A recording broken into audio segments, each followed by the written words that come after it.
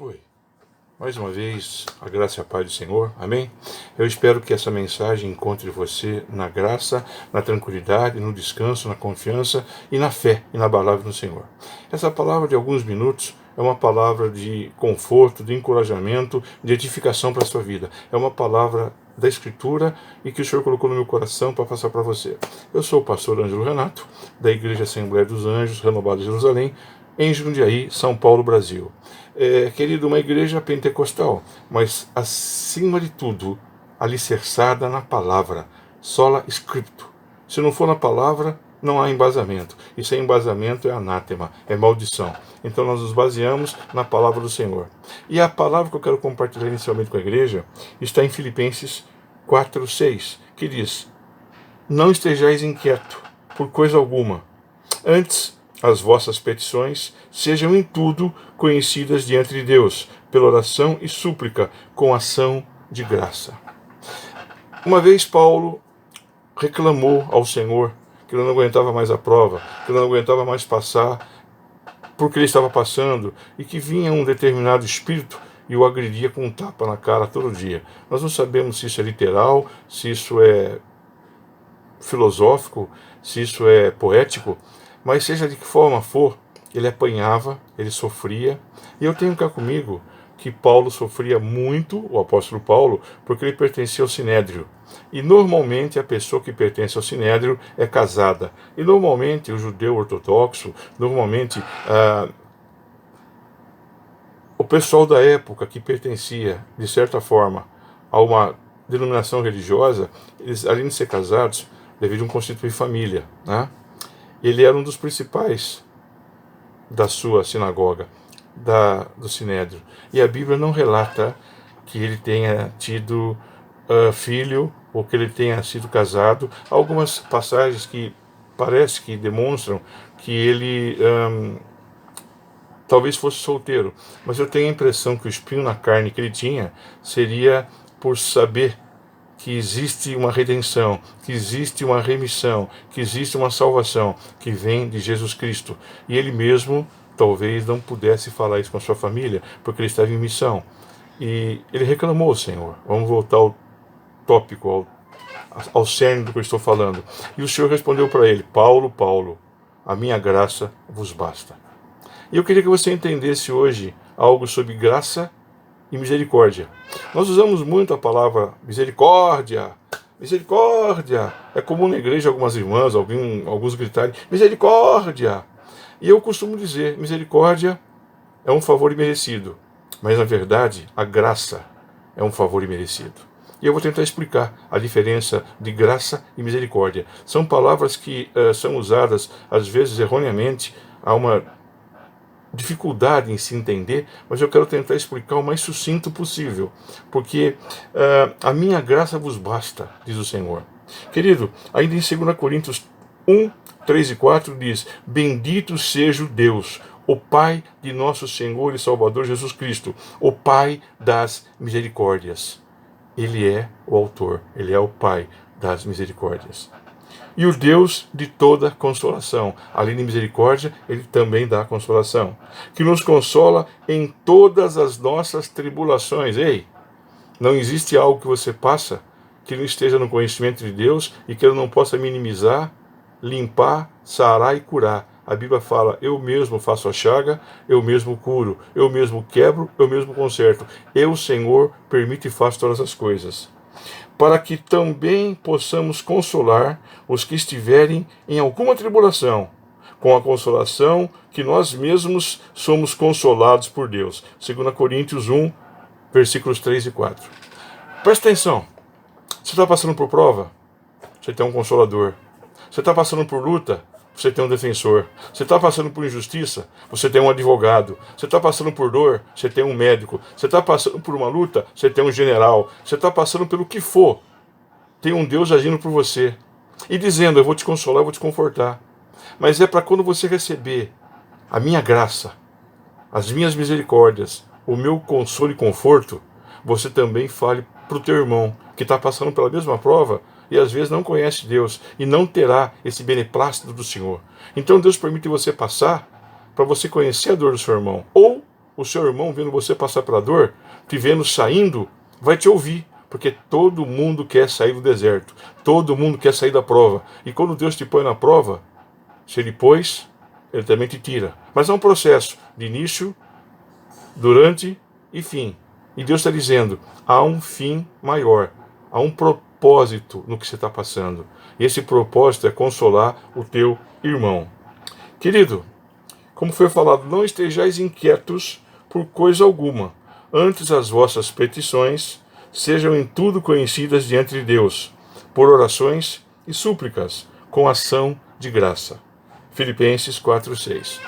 Seja o que for, Deus quer que você fale com Ele. Deus quer que você entre em comunhão com Ele.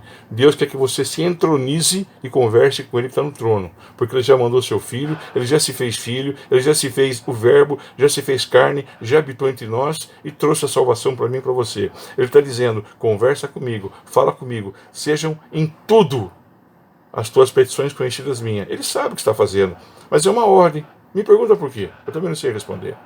Ele só está dizendo, tudo que acontecer é para você falar comigo, porque eu vou te responder. Então, querido, às vezes usamos a palavra misericórdia, e às vezes falamos, puxa vida. Então eu queria que vocês entendessem uma coisa que é muito conhecida na Bíblia. As palavras misericórdias são muito usadas no Velho Testamento, e graça no Novo Testamento. A graça é o próprio Jesus, que se fez graça por nós. Por isso o Senhor falou a Paulo, Paulo, a minha graça vos basta. Porque pela graça sois salvo, mediante a fé. E isto não vem de vós, é dom de Deus, não de obras, para que ninguém se vanglorie. Efésios 2, 8 e 9. Pela graça sois salvo, não é por obra, não é por trabalho, não é por posição, não é por promessa, é por graça. E o Senhor tem graça sobre a tua vida. E a minha graça, querido e querida, vos consola e vos basta. E em Lamentações 3, 22 e 23, Velho Testamento, diz, as misericórdias do Senhor são as causas de não sermos consumidos, porque as suas misericórdias não têm fim.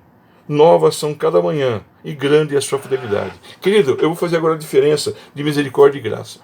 Quando alguém grita misericórdia, misericórdia, imagina alguém que está pedindo pela sua vida. Alguém vai tirar a sua vida, vai te matar. E você clama, tem misericórdia, tem misericórdia. Então misericórdia, na verdade, é quando eu não recebo aquilo que eu merecia. Nós merecíamos morrer, nós merecíamos ser destruídos, nós merecíamos morrer pelo salário do pecado, que o salário do pecado é a morte. E a morte entrou no mundo por Adão e Eva. A morte entrou pelo próprio ato sexual de como nós somos concebidos. Nós vivemos em pecado. E se nós formos falar como homens, nós não merecemos nada do Senhor. O que nós merecemos é morrer. Porque nós somos desgraçados, podres, dejetos na presença do Senhor. Mas Ele nos amou muito. E nos amou de uma maneira tão ímpar que se deu por nós. Então, Ele não deixa chegar a sentença de morte. Então, misericórdia é um favor imerecido, mas significando, é quando eu não recebo aquilo que eu merecia. Misericórdia é quando eu não recebo a punição. É quando eu não recebo o despedaçar da minha vida, o enforcamento, o fuzilamento. É quando eu tenho a minha vida por presente. Misericórdia, Senhor. Tenha misericórdia, tenha piedade de mim. É o que significa a palavra misericórdia. Senhor, me dê o que eu não mereço. Eu não mereço complacência, compaixão, mas me dê. E Ele dá, porque Ele é o Pai das misericórdias. E a sua misericórdia se renova todos os dias. Está dizendo para você que não tem mais jeito? Que o teu pecado é grande demais? Que não há o que fazer? Deus está dizendo, toda manhã eu renovo sobre a sua vida o meu perdão, para que você não morra no pecado ou na vil tentação. E graça é quando, ao contrário, graça é quando eu recebo aquilo que eu não merecia. Eu merecia e não recebo. Eu merecia morrer, mas eu não recebo. E graça é quando eu recebo aquilo que eu não merecia. Pela graça sois salvo. E não é por obra. E o Senhor vai me salvar, vai me dar uma vida eterna, quando eu não merecia. E isso Ele já deu. Isso ele não impede de chegar em mim, isso chega em mim. Então a diferença é que a misericórdia, eu merecia sofrer, merecia morrer, ele não deixa chegar, ele tem compaixão. E na graça, eu não mereço receber, mas por amor a mim, por amor ao seu filho, pelo sangue do seu filho que está em mim, ele deixa chegar a absolvição, ele deixa chegar o apoio, ele deixa chegar a consolação. Então, querido, que nesse dia você possa dizer: obrigado, Senhor, porque a sua misericórdia está sobre a minha vida, que é um favor imerecido. Eu não merecia estar vivo, mas eu estou. Mas obrigado pela graça que me alcançou, que também é um favor imerecido, mas que o Senhor deixou chegar e eu recebi a palavra de salvação. Crê no Senhor Jesus e será salvo. Crê nos seus profetas e prosperareis. É a palavra de hoje, para que você tenha ânimo, tenha força de entender que o Senhor está renovando mais uma vez a expectativa de te alcançar, desde que você confesse Jesus como teu Senhor, peça perdão, peça misericórdia e deixa no tempo de Deus Ele falar com você. Se está na prova, você vai sair. Se não está na prova, você vai entrar, porque todo mundo passa para aprender, e no deserto é a escola do Senhor. Só que você não passa sem um propósito. O propósito é você falar para outros, mostrando que você passou e também venceu. Fica na paz do Senhor, que o Senhor possa te alcançar, que a graça esteja sobre a sua vida, que você não reclame e diga: ora Maranata, ora vem, Senhor Jesus. Deus te abençoe. É o pastor Ângelo Renato, da Igreja Assembleia dos Anjos, renovada de Jerusalém, em Jundiaí. Quando as portas se reabrirem, nós convidamos você a nos visitar e lá nos abraçar e dizer: até aqui o Senhor nos guardou. Esse vídeo está sendo gravado no dia 23 de abril de 2020. Fica na paz do Senhor. Amém.